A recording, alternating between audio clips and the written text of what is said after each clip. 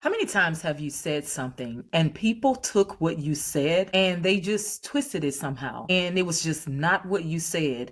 And you think in your mind, how in the world did you come up with that? But how many times have you said something and people totally took what you said, twisted it inside out, spread it all around, and then turned it on you and you look like a very, very bad person? And people are gossiping and people are talking. You've had that happen to you, right? I know we all have. So I'm going to start this episode off with Black jobs. Yes, we're going to dive into Black jobs. It is so important that we dive into this subject. Let me tell you why. Because something that was said was taken out of context and we need to fix it. Because when you delve into something and you understand it and you break down its components, then you're able to take Black jobs and you're able to use it as underserved communities to your advantage. And that's what this episode is going to be about all today, honey.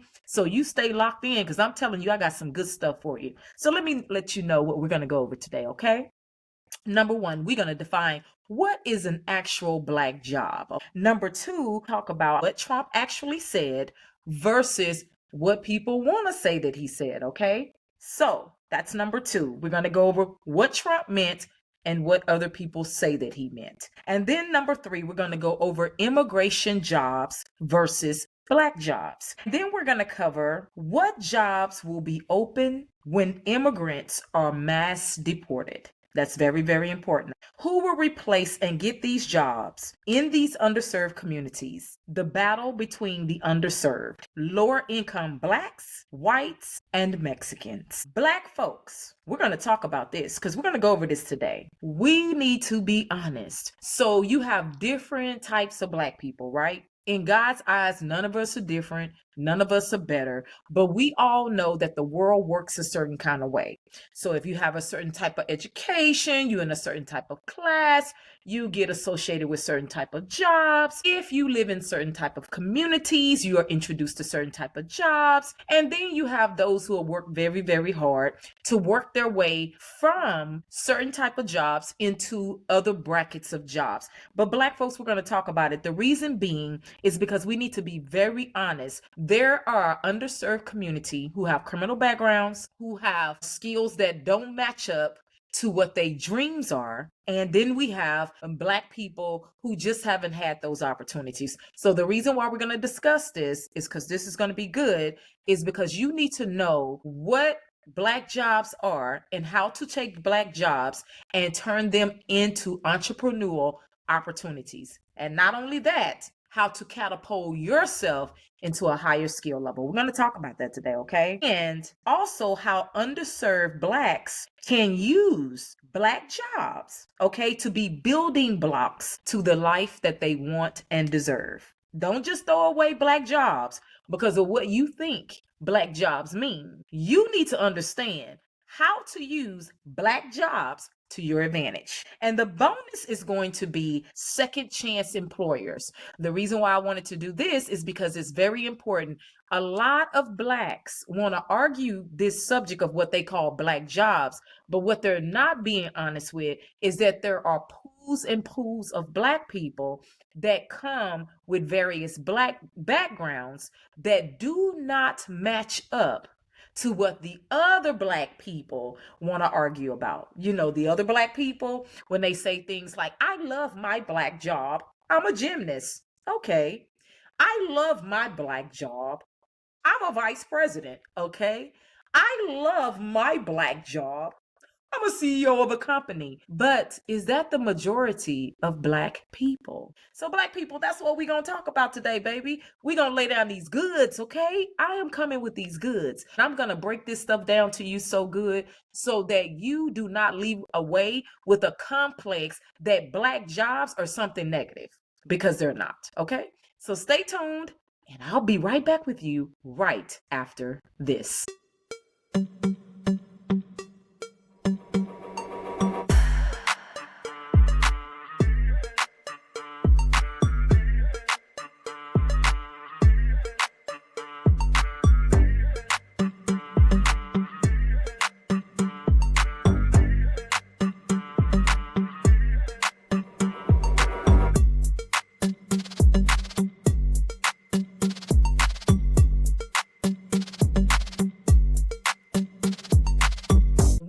Critical Line Network, where insight meets analysis and conversation spark transformation that inspires leadership, ignites social change, and tackle the most pressing issues affecting Americans in culture, politics, business, and religion by providing relevant insights, practical advice, and simple sound solutions that move us onward and upward.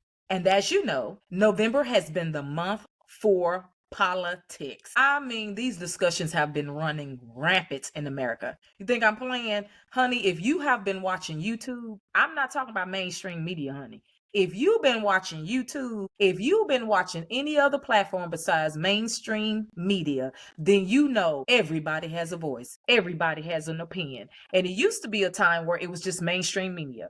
Everybody would sit in their homes and they would look at what media would show them, and then they would go to work and they would discuss it with their coworkers and all that kind of stuff. The days are over for that, honey. Now everybody get on the internet, everybody talk in the chat, everybody communicate, and everybody has a voice. So now this takes us to this point. This month for TCLN has been the theme titled Power in the People's Voice. Why? Because you were voting with your voice, you were speaking with your voice, you were giving your opinions with your voice, and you were all across the World Wide Web, and your voice was heard. And as a matter of fact, there was a plot twist. A lot of people thought that Kamala was going to win, and Trump ended up winning. So the people's voice was heard. Now let's dig into it. There was something that was said that ignited the Black community. You know what that was? It was stated Black jobs. Yes, Trump said Black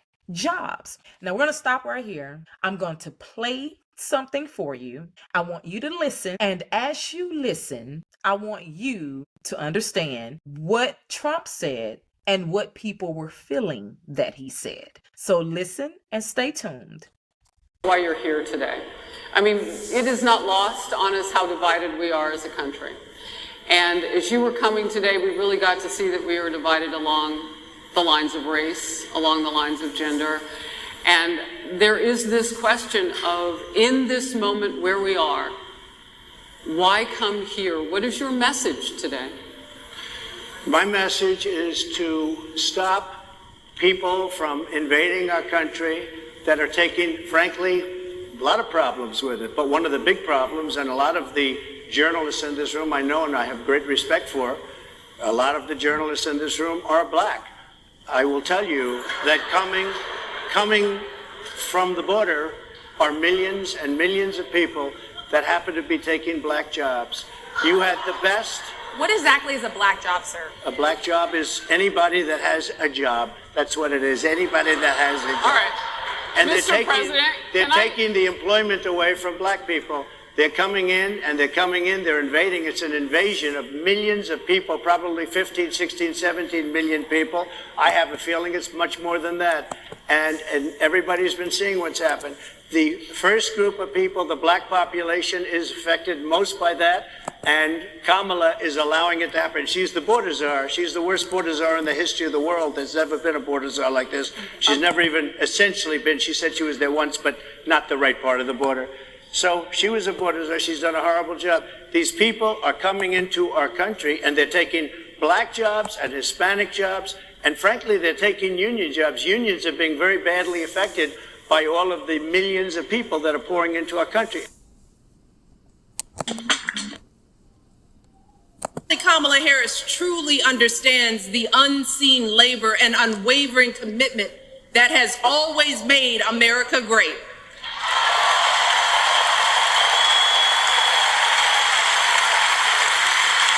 Now, unfortunately, we know what comes next. We know folks are going to do everything they can to distort her truth. My husband and I sadly know a little something about this.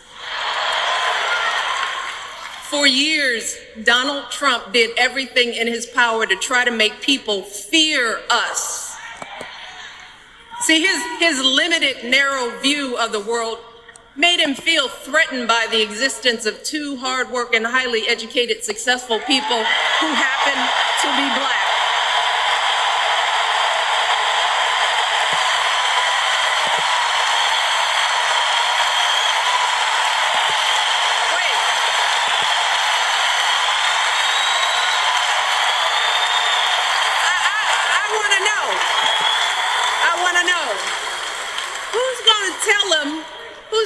tell him that the job he's currently seeking might just be one of those black jobs.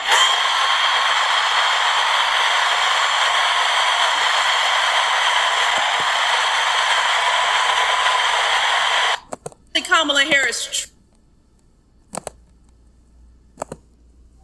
Black jobs. In their mind, black people are supposed to do what we think is low income jobs. You're supposed to work at McDonald's. You're supposed to be a janitor. You're supposed to be, all of these jobs are starting points. Unfortunately, people forget that black folks didn't start off a right way in America. So yes, the things that you say are black jobs.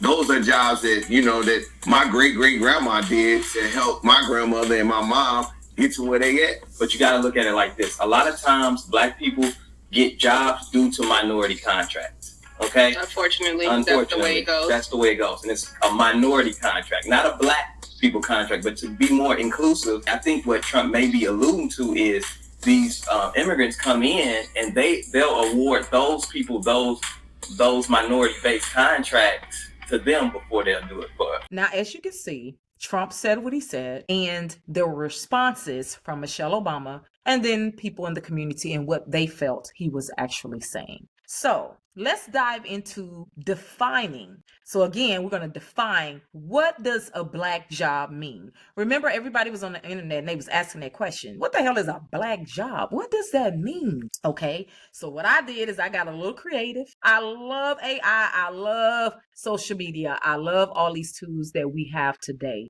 Like, guys, there's just no excuse for us. We have everything at our fingertips today.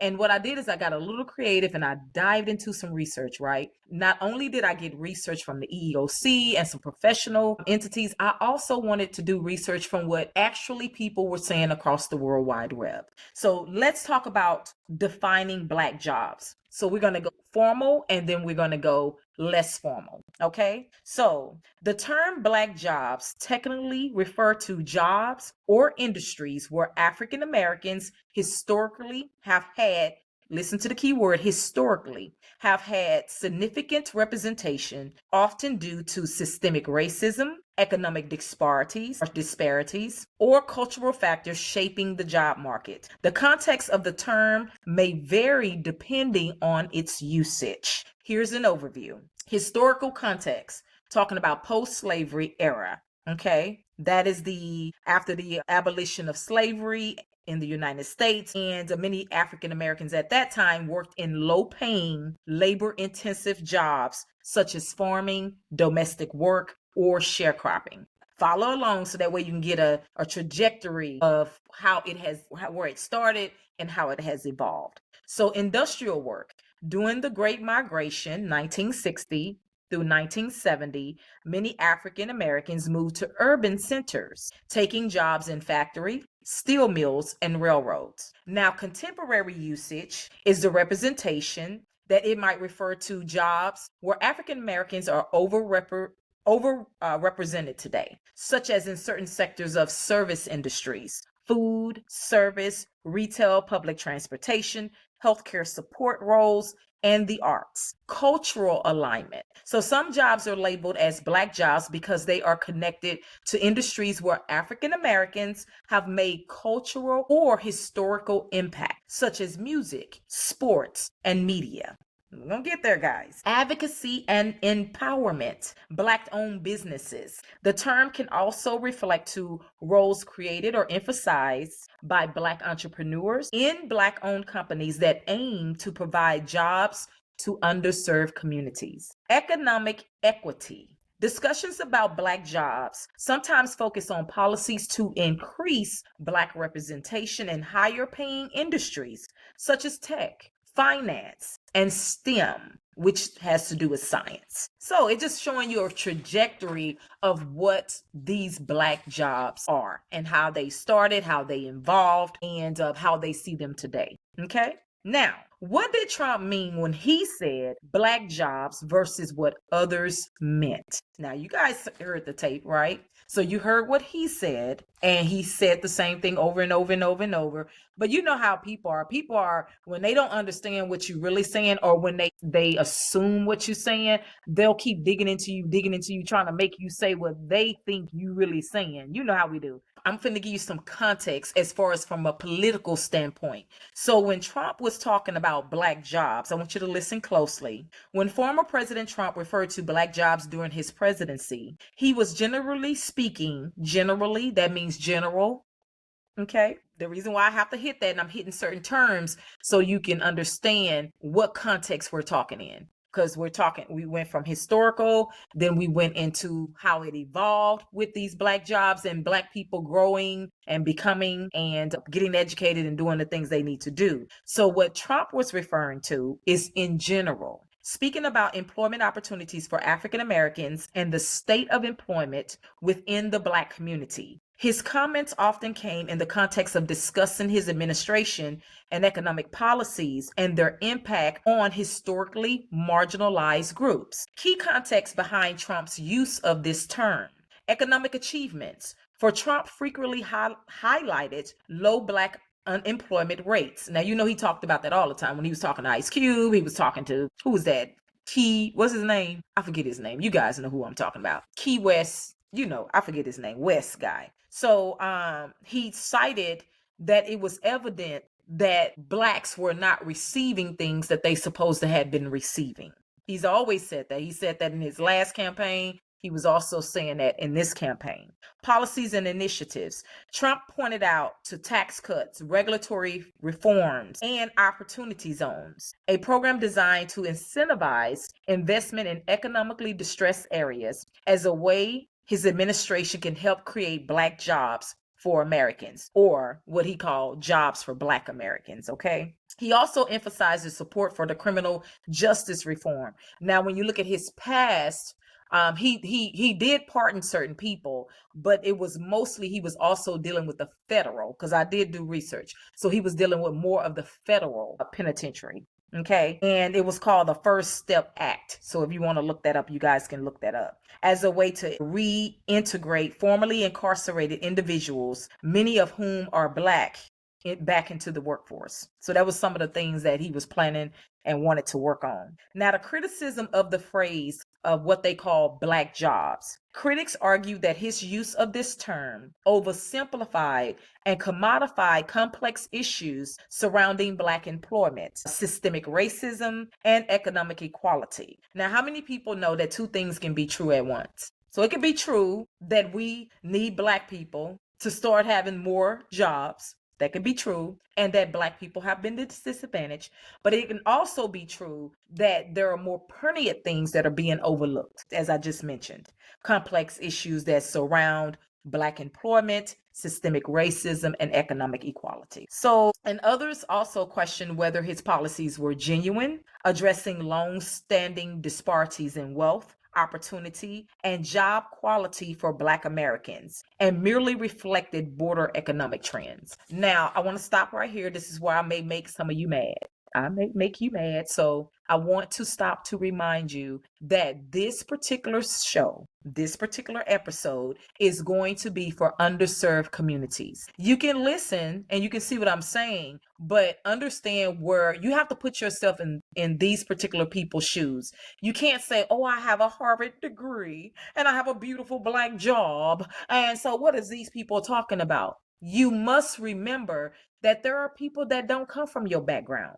There are people that don't have your education. There are people that haven't had your opportunities. So if they haven't had that, they're not going to be where you're at. So there are going to be certain jobs that are going to be edible for them for where they start. And so that's what this episode and this show is about. So that's why when I saw people doing all of that, I'm like, those people fail to realize that nobody's trying to keep you in slavery. Nobody's trying to say that you must stay stuck to a old school house job. But what do you do when there's no opportunity? You take an opportunity, you make an opportunity, you do well with that opportunity, and then you turn that opportunity into other opportunities. And that's where we're going to go today. Because I believe that you can take Black jobs, no matter how people meant it, whether it was meant to be positive or meant to be negative. But if you look at it with the right mindset, I promise you, you can take that and you can run with it. So let's have fun, y'all. Let's dive in. So what I wanted to do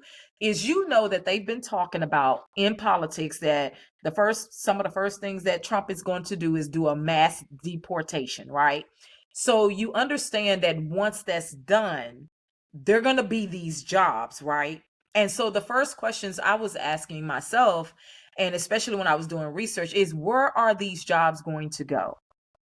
And we're going to get into that a little bit later, because you have to understand the dynamics of how that's going to play out.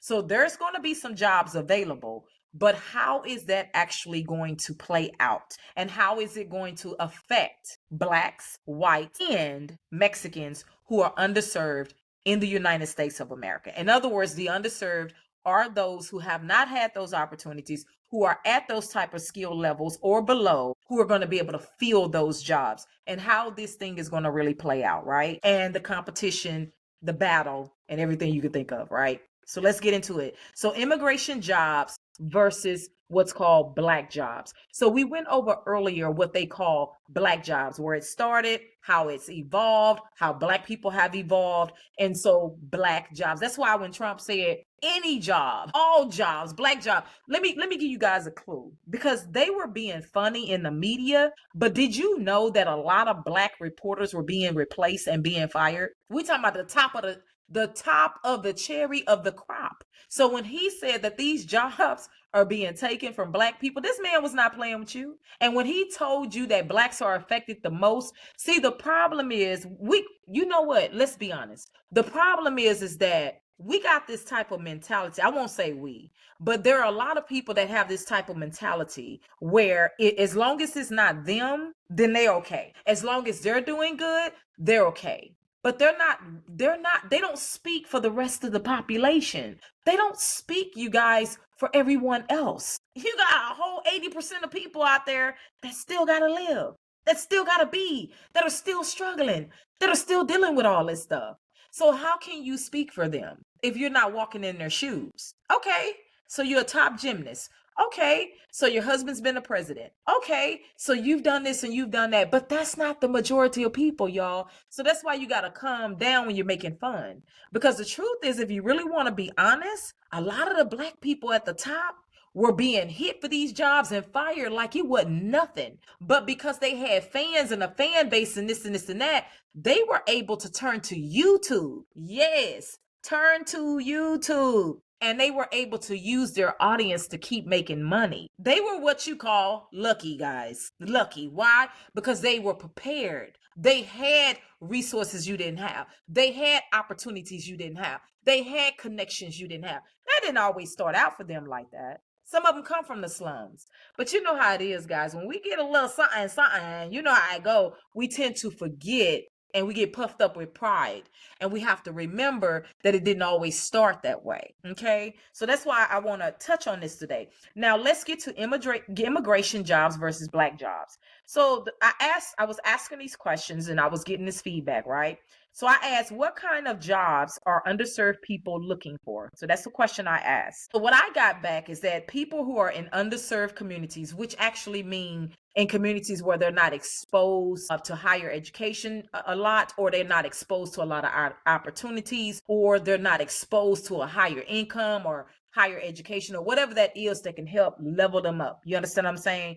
But they still have desires like everybody else. So what they're looking for is they're looking for stability. They're looking for job stability, fair wages, benefits, opportunity for advancement. And these type of jobs they pursue will vary based upon their skill set, their knowledge, their educational backgrounds, and the resources that are available to them in their community. So now let's get to immigration jobs versus Black jobs. So these immigration jobs, a lot of these jobs, which when mass deportation happens, they're going to be in retail and customer service, like cashiers, sales associates, call center representatives. I worked in call center for years, y'all. Those are really good jobs. Like, seriously, they're very good jobs, and they pay decent too.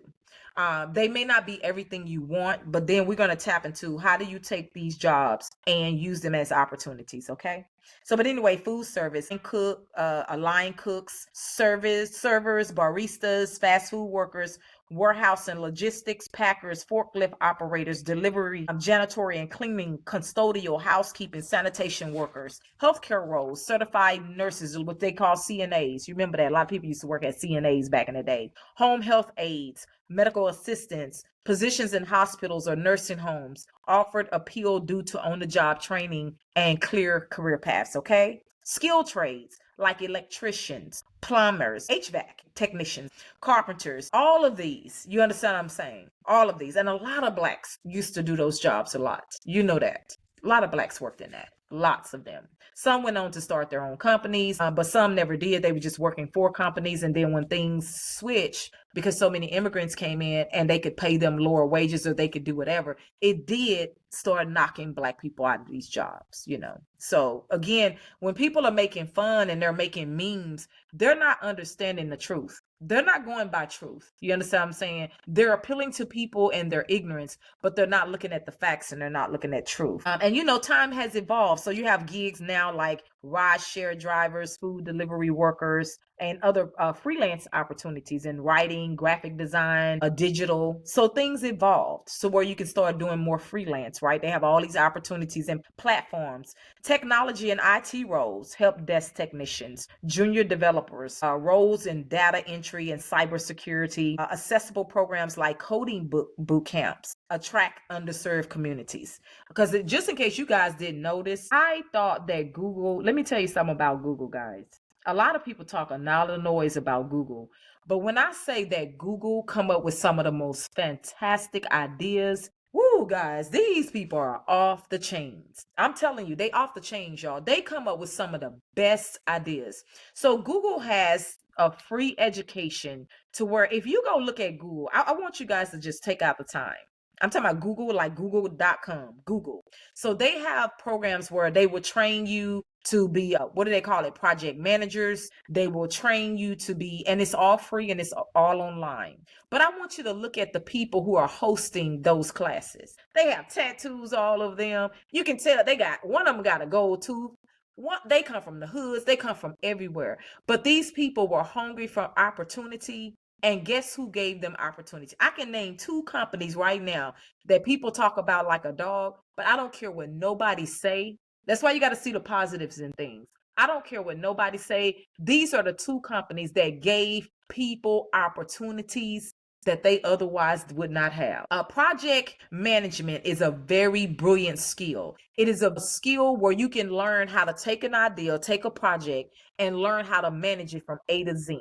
Google gives you that for free. All you got to do is just research it. They give you that for free. But what I want you to pay attention to is look at the people who are teaching it to you because they work for Google. These are everyday average people who look exactly like you, exactly like you, exactly like us. And when you look at these jobs and these big conglomerates and these platforms who have so changed the dynamics where they let you in and they try to help mold you and make you so much better. Like a project manager 20 years ago wouldn't have never been running around with all these tattoos, all out, gold teeth, and none of this. They would have been professional, white men, upper class, educated, and that's who was running the show. But Google didn't think about it that way. They wanted creative people. They wanted people that could talk to every demographic. They wanted people that could deal with every demographic. And when you think like that, you make opportunities. I'm telling you. So that's why I'm saying the opportunities are out there, guys. You just have to understand. You just have to understand how to take what they call black jobs and make it work for you. Now, I wanted to go over some of that, right? Again, immigrant labor has been historically been the backbone of these industries, and the reliance on their work still persists today. However, changes in immigration policy and enforcement have significantly reshaped or is going to reshape workforce dynamics. So let's get into it. Again, when this shift happens and they start doing this mass deportation, a lot of these jobs are going to be open. I don't know why people think that this construction is a lower level job. I do not think so. I walk by construction people every day, all day. You gotta be intelligent to be dealing with construction. Do you look at how buildings are built? So when I say intelligent, I don't mean you the smartest kid on the block, but you have to have some type of technique or skill to be able to do that. So understand that what people think is lower level jobs is not always lower level jobs. It's how you're thinking of it. Okay. It's how you're interpreting it. Now, what jobs will be open? Let's get to it. When immigrants are mass deported. Well, I want to read this a little bit to you, and then we're going to get into what those jobs are that's going to be open. Before Trump administration's heightened immigration enforcement and mass deportation initiatives, many immigrants, including undocumented workers, are employed in various sectors that are critical to the U.S. economy. These jobs often have high demand for labor and are sometimes characterized by lower wages, less stability, and physically demanding conditions. Below are some of the industries and roles where immigrants are predominantly employed. So these are the jobs that are going to be open when they start doing these mass deportations, right? So agriculture, farmers planting, harvesting, planting crops such as fruits, vegetables, and nuts, livestock and dairy work, feeding, milking, and maintaining livestock. Immigrants accounted for a significant percentage of agricultural workforce and undocumented workers upon a large portion. Construction, laborers, general construction, demolition, cleanup work,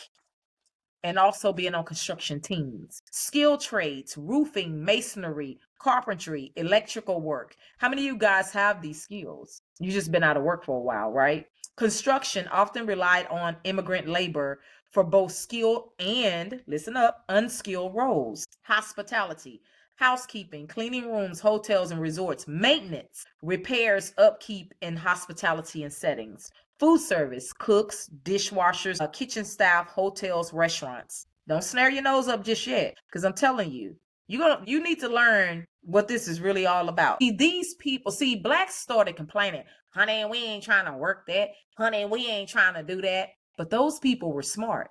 They said, no, we see opportunity. And that's where black people, when they started complaining, they stopped seeing what? Opportunity. We're going to get there. We're going to get there. So I want you to stay tuned because we're going to get there. See, black folks saw complaining. And we did our time, honey. Forget what they talking about. That's not how them people saw it. They said freaking opportunity. Just give me the little money. Give me the little keys. Give me the inside. And I'll go from there. Okay? We're going to get to that. Food processing and manufacturing, meat packing, poultry processing, seafood processing, landscaping and groundskeeping, maintaining residential and commercial lawns, gardens and public spaces. Immigrants were heavily employed in landscaping businesses or are heavily employed in landscaping businesses across the U.S. I'm telling you, these people saw opportunity. Black people saw complaint. These people knew how to take what was supposed to be black jobs and what they call Mexican jobs, black jobs, and white people. So white people were lower income. Everybody was working these jobs. What happened is people got comfortable and started complaining. So instead of them catapulting, instead of them saying, no, this is opportunity, that's what some blacks did. Some blacks said, forget that, baby. I'm going to get in this thing. I'm going to learn this lawn care. I'm going to learn gardening, and I'm going to go build my own business. See, these people saw opportunity. Why do you think they be building these businesses everywhere? And that's what y'all should have been doing. See, y'all too busy looking at black junk. Ain't nobody got time for that slave stuff. You need skills, baby. And if you got criminal backgrounds and you got all this stuff and you didn't get the education, you're going to have to get the education the different kind of way. And I'm going to give you a little bit of my story so I can tell you what I'm talking about, right? But you got to get in and you got to get the education. What's the education? The job. See, you think you need to go to college. It's the job that's going to teach you. It's going to teach you customer service. It's going to teach you a skill. It's going to teach you a profession. It's going to teach you all this stuff. It's going to teach you business. If you observe, it's going to teach you how to be a boss. It's going to teach you everything. But people so busy complaining. People so busy making fun. And the same people who making fun are the ones who actually need a job. And then the other ones who are making fun, they not even on your level. Hey, listen, boo, they way at a whole nother economic level. So you need to be looking at them like, what the heck are you talking about? If anything, y'all should be the ones helping us get these jobs. But anyway, let's continue. Domestic work, working as babysitters. Now, you know, they pay good money, honey, when you be babysitting these babies. Providing childcare for families, housekeepers. Do you know you can make good money being a housekeeper, honey? I was in California. I am not lying to you. I was in Cali at the top of the mountain, baby, over there in the hood of LA. So in the hood of LA, on Crenshaw, you have the bottom, which is the hood. And then at the top is where the black folks who got money stay. I would go up there for less than an hour. I would clean the house, y'all. This is no lie. Get up there. I could eat. I could run in the ice box, get whatever I wanted to get. Big, nice house. And you just doing light cleaning. And I would leave out with almost $200, $100 and something. I take that money and do what I wanted to do. Now, just imagine if you learn the skill and get good and perfect it and build your brand, you got a business. So you got to learn how to take what they call a black job, which he really didn't mean it that way. But we're talking about all the people who making fun. You got to learn how to take that idea. You understand what I'm saying? And then you got to learn how to work that idea. And then you take the money and the resources and you do what you need to do. So you got to learn how to work this thing. Okay. Restaurant, food services. Back in the how many of you guys love to cook? You love to cook. You love to do things. You've always dreamed of having your own restaurant, but you're in an underserved community. First place you can start, black job. Get inside these restaurants. Learn the business. Learn the game. See, don't go in with that same old attitude. Are they trying to work us like slaves? No, you get up off your butt every day. You go in like you the boss. You run it like you the boss. I'm not saying run the people, run the job. I'm saying the boss mentality. Because you know you're there for a purpose. You know you're there for a design. So you go in, you say, okay, this is how business is ran. What do you think those people were doing? Why do you think those people were accelerating the way that they were? Because they saw something that you didn't see. They knew that you could go in and learn what you needed to learn, get the little money so you can take care of yourself and feed your family, and then catapult. And then they knew how to stick together. So they knew how to go build a business together, or they knew how to go do some things together. They not quite like some of the other communities where no, I got, it's me, not you, that kind of selfish mentality. So again, these people saw opportunity, guys. This is what you failed to realize. Transportation, warehousing, trucking, driving. How many people love to drive? Well, you get paid good to drive. How many people love to drive? Okay. Retail, small businesses. You can work at these stores, nice stores. Get you a discount. See, y'all not thinking right. Go in there, build up your wardrobe, get you discounts, build up your wardrobe, save your clothes. Why? Because you're thinking long term. You're not thinking short term. You're thinking long term. You're thinking long term gain. This is where I'm starting, but this is not where I'm going to stop. And you're going to treat that job like it's something special. And you're going to work there. You're going to do a good job. And you're going to think of yourself as an entrepreneur. You're not coming working for somebody else. You're working for yourself. You're building up your skills. You're building up your mind. You're building up yourself. And then you're going to take that and you're going to keep transposing yourself to better and better opportunities. See, where people saw complaint, they saw opportunity. I'm just being honest with you guys. That's why they were building all them businesses like that. You understand that? Healthcare. We went over that. Janitorial. How many people know that if you get smart with janitorial and learn the game, that you can literally go get contracts in your neighborhood and clean office buildings and get paid really good? What do you think those people did? When they got here, y'all, they what was their thing? Hi. They didn't speak much. Didn't want to act like they talk English to you. Very smart. They knew English, honey. They just didn't have time. Them people had a game plan. They was on their game plan, and they was not playing with y'all. You understand what I'm saying? They was letting everybody do all the complaining, just like they letting you do now. All black job. That's not how they saw it. They said, baby, we can get over here and build our janitorial businesses, because they knew this one thing. If I can get one contract with a library, with this company or this small business, that enough. And then just think if you get 2 or 3 or 4 or 5 of them. There are hundreds and hundreds and hundreds of businesses all around you.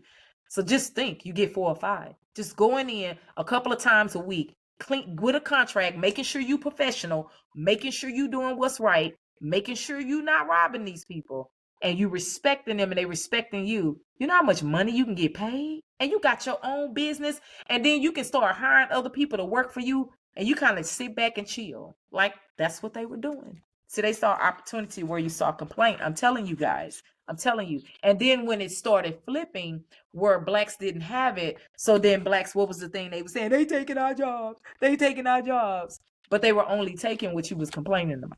Don't forget that, y'all. I know that's a hard place to go, but it's a truthful place. We got to go there. We got to get to the truth because the only way we get better is get to the truth. Now, I asked this question. Who was going to replace and get these jobs once these people were deported? Like, where are these jobs going to go? And these are the answers that I got. If immigration enforcement increases in 2025, which is coming up in another month or two, and leads to mass deportations, the replacement of immigrant workers will depend on several factors. And I want you guys to listen closely, including the availability of domestic labor, automation, and policy adjustments. Here's how these roles might be filled. So domestic work, native-born Americans, employers may attract native-born workers to fill these roles previously held by immigrants. This could involve higher wages, better working conditions, and additional training. Previously unemployed or underemployed individuals, some workers who were not previously employed in labor markets might take these jobs if incentives improve. Temporary workers, the government could expand or adjust temporary work visas, H- for agriculture and H for seasonal work, to fill gaps with foreign workers under strict oversight. Automation and technology. Industries like agriculture, construction, food processing might invest in automation to reduce reliance on human labor. For example, robotics in farming and construction technologies. Well, you know they doing all that kind of stuff. So shift in industry practices. Some industries may outsource production to other countries. Now, you know, Trump has been saying we got to stop doing that. We got to get our jobs back in America. So hopefully these guys can stand by what they say, perform what they say, because we need our jobs here, okay? Where labor costs are lower and reduce the need for domestic workers. Listen, y'all. I'm gonna say something to you companies out there. We need to go by what people are claiming that they want for America.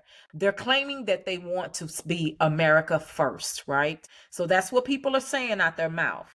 But the only way it's going to be America first is if you first take care of Americans. And one of the ways that you're going to do that is that you have to produce the jobs here and you have to give the people a decent wage. I'm not saying give them an ace coon boom wage, but it needs to be a decent, livable wage. You understand that? It needs to happen. America first.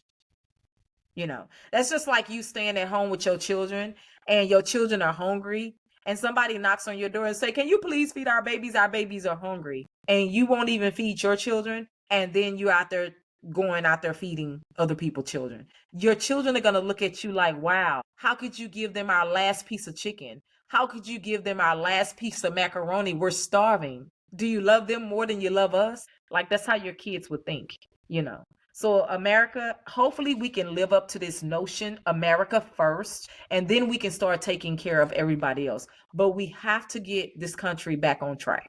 And that starts with the economics, that starts with morals, that starts with having a better conscience and wanting to do each other right instead of stomping on each other. Now, I want to get to, because I'm pressed for time here. So I want to get to some key considerations. So let me go over this, right? This is important, guys. I want you to pay attention. So the replacement of these jobs held by deported immigrants, including Mexicans and other groups, will depend on various factors such as local demographics. Now, this is where I want you to pay attention, because who are in these underserved communities? I'm talking about real Americans, right?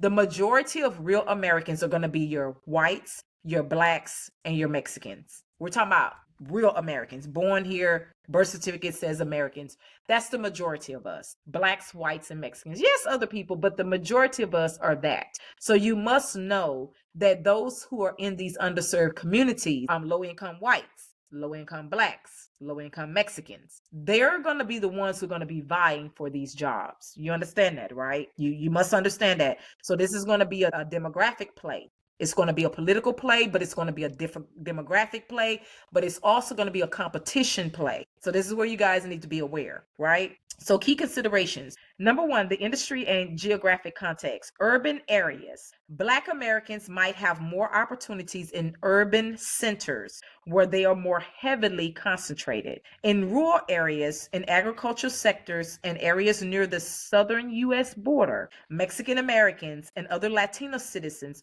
may dominate due to proximity and cultural ties to the workforce. Now, did y'all catch that? Go back and replay the video. Take it back a little bit just so you can catch it. Employer practices, hiring biases. You know that that's going to play a role, right? You can be a president, you could be a good person or a bad person. It doesn't matter. Let's just assume you're a good person. You can get up in the White House, you can put all these beautiful policies in place. But if the people all around you in every state is not carrying this out, and you're still dealing with biases, you're still dealing with competition, local, in Texas, in Alabama, in Georgia, unfortunately, there's just going to still be these battles, right? So that's where on a local level, we guys need to make sure that we're doing the right thing. We can't holler president this, president that, and then we're locally not doing what's right. You understand that? So people have to understand that. Language preferences. Anytime that you are fluent in different languages, there's going to be a preference for that. There's going to be a preference over those who speak multiple languages, especially when you're hiring for certain jobs, right? That's going to be a given. Social economic factors like willingness to work in certain roles. Let's stop here for a minute. Guys, we got to get to this truth. I want to talk right now. Now, I've talked to blacks, whites, Mexicans. I want to talk to blacks right now. I have a certain heart for blacks right now. So right now I want to talk to blacks because blacks have really been disadvantaged in this area. So right now I want to talk to you. And we got to get to some truth, y'all. We got to get honest. We got to get honest because blacks in these underserved communities, the majority of them have had cases. They've had backgrounds. You know that, right? Or they haven't been able to be brought up to par where their education level or skill level is where it needs to be to compete for jobs that are way up there in your 50,000 bracket, 100,000 bracket and all of that, right? So you have what's called these jobs that I've been going over, right? So let's get honest, guys. There's going to be competition when you have background. There are going to be people that's going to be preferred over you because of this background. There are going to be people that are going to be preferred over you because they are fluent in different languages. There are going to be people that are preferred over you because of still biases and prejudices, okay?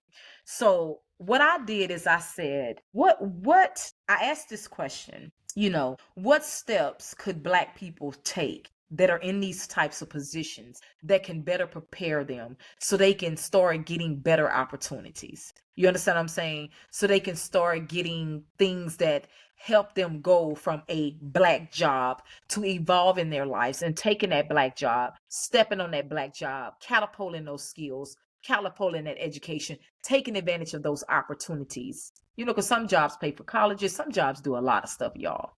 They just do. And what can better help so that when they're in these positions, you understand what I'm saying, they won't be so locked out.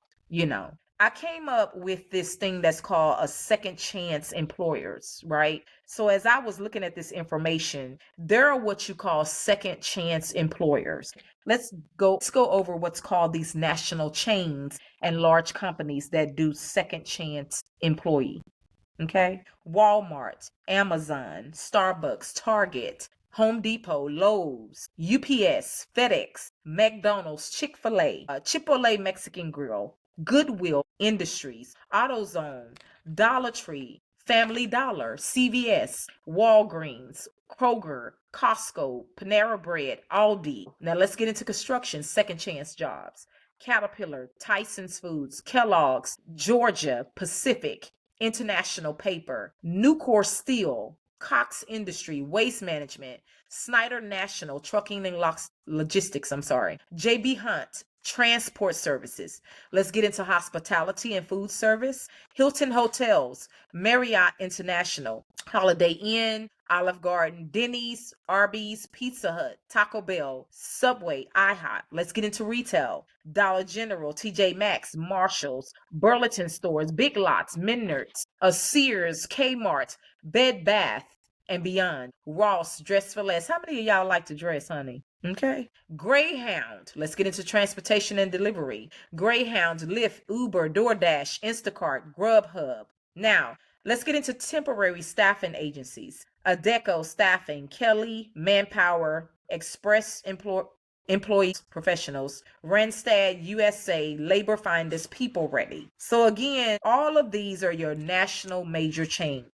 Whether you know it or whether you don't know it, they have what's called second chance employee opportunities. Listen, guys, it's not where you start, it's where you want to go. So it's not about the black job, it's what you want to do with the black job. So you need money, you need benefits. All of these chains have money, all of these chains have benefits. You need what's called opportunity from these jobs. A lot of these jobs will pay for you to go to college. A lot of these jobs will pay for you to take up other skills. You don't have to go to college if you don't want to, but they will pay for you to take other skills that are pertinent to the job. You want those skills. Why? Because the more you build your skills, you can go start and you show that you're not trying to steal, you're not trying to cheat, you're really trying to do the right thing, and you work in these jobs, you can go get a higher title, something better, more income. You understand that? So it's about taking what you think is a black job or a something beneath you job when you already know you have a background and it's hard for you, or you already know that it's a lot of opportunities have not opened up, or you already know that your skill set is not up to par to where you really want to be. These are opportunities for you to get that money, pay for the skills that you want. See, you got to work it, guys. You got to work it. That's how those people were thinking. Those people didn't care about titles. They didn't care about impressing you. They didn't care about this and this and that. All their minds were thinking about was opportunity. That's all they was thinking about.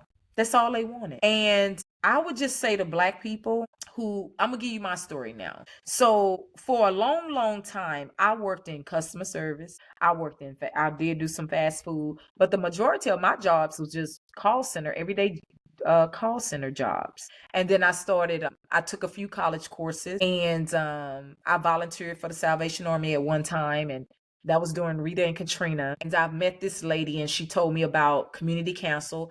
I got on with community council and I started working from there. And then I got into Hollywood about 8 years, and I learned some skills out of Hollywood and what they do on sets and all that kind of stuff. See, sometimes it's not about a college education. Sometimes it's where you listen, let me tell you something, y'all. I was in Hollywood for about 8 years. I never became a major star. I never got notoriety as a major star, but I was on every major set that there was. I was at Sony. I was at CBS. I was on all these major platforms. And guess what I was doing? Little extra work in the background. But that's not where my mind was. My mind was on, I want my own stuff one day. I want to do my own stuff one day. So you know what I did? I was a learning beast. I would literally sit on these sets and look at everything everybody did until they got ready to call us up as extras. But that's how I was learning. So I was taking opportunity. I was having fun. I enjoyed it. I didn't go in with this negative attitude. Like, oh man, this is all we doing. You know, I was enjoying, I was learning, I was growing, I was meeting different people, and I knew that I could use that skill set. So I got a chance to be on when Angela Bassett was filming, who was that? Yaya DaCosta, when they did the TV movie Whitney. I was there. I was there from 10 o'clock that morning all the way to 3 o'clock the next morning. Why? Because I was hungry. I watched every little way that Angela Bassett directed. I watched how they took I can talk about it now because it's been years later now, but how they took that scene where Yaya DaCosta is up there raising her hands and they're going around her in a circle, all of that. You know where we were? We were at a college auditorium in California, in the middle of California. But if you look at the scene, it looks like you're in this major place, right? That's because they know how to take little and to make much out of it. And see, just observing those skills, just learning those skills, just tapping into those skills. I'm telling you guys. See, we get comfortable sometimes. And I'm not saying that you're supposed to stay in a place. You're never supposed to stay in a place. You're supposed to grow. You're supposed to learn. But they wasn't teaching a lot of Black people how to grow and learn, because out of competition, there was just other people that wanted those jobs. There were just other Blacks competing against other Blacks for those jobs. You know that. So it was all about trying to keep everybody else down and we go get the piece of pie. But now you have opportunity again.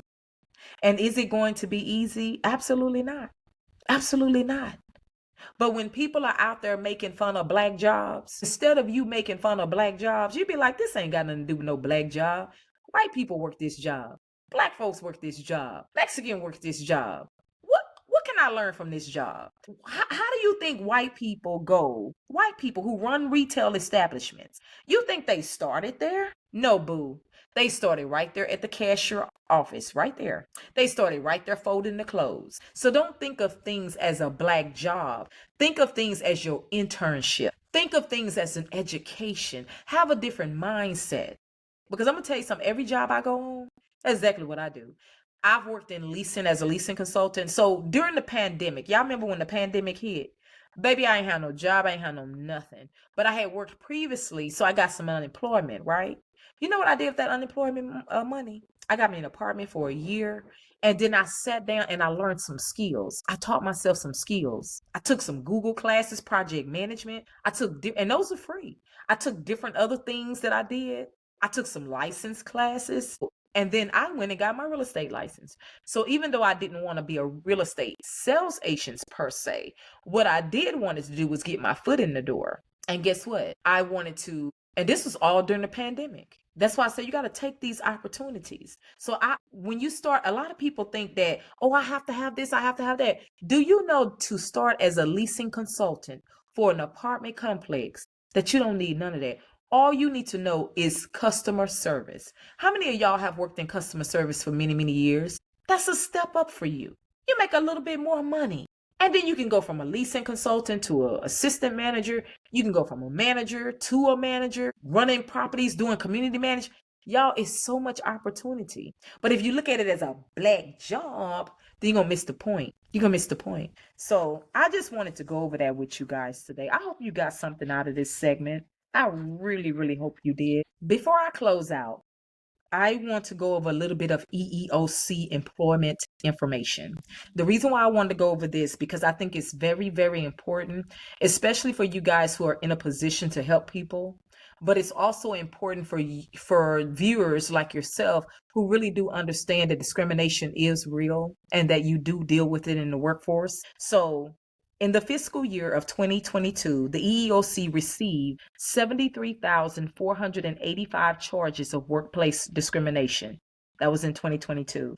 In the fiscal year of 2023, the EEOC received 73,573 charges of workplace discrimination. In the fiscal year of now, which is 2024, preliminary data, in other words, they haven't completed it yet, but so far they have received, pay attention, you guys, 640,000.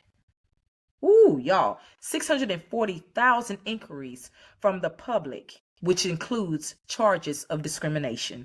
You understand that, guys? So you need to know this thing is real. And how many of us know that it's really not about race? It's a competition for the opportunity. So you got to understand, take the race off.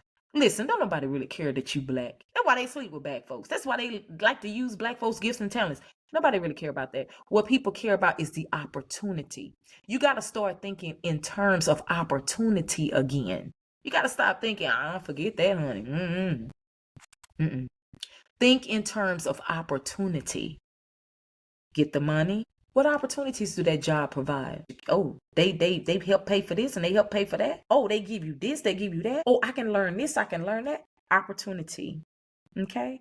Some of the states that were hit the hardest with these file cases, Alabama was the highest rate of discrimination complaints. Then you had Texas, which is the total highest rate.